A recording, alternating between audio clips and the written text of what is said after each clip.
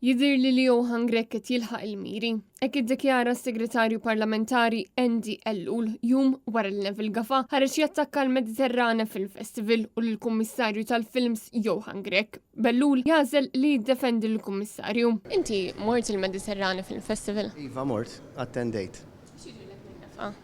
Jidir li dak li qed jagħmel il-Kummissarju għall-Films Johan Grek qed jilħaq il-miri intiżi. You just need to sleep with Johan.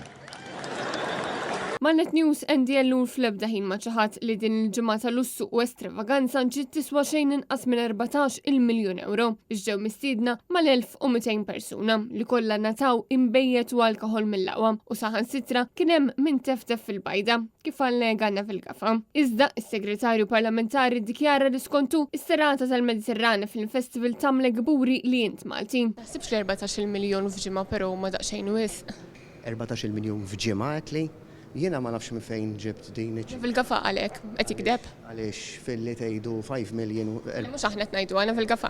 Jiena li nista' ngħidlek jiena mort għal din l-okkażjoni li qed tgħid inti illi kienet waħda illi bħala Malti tagħmlek gburi. Mistoqsi ripetutament Andy Ellul fl-ebda ħin ma ċaħat li l-Gvern tajjar 14 miljun euro. Jidhirlek li ma ntefqux 14 miljun f'ġimgħa ġifieri. Jiena ma nafx jiena m'iniex il-Kummissarju tal-Films. Dan fl-waqt li Ellul baqa' jiftaħar bix-xogħol li skontu qed jagħmel il-Kummissarju tal-Films.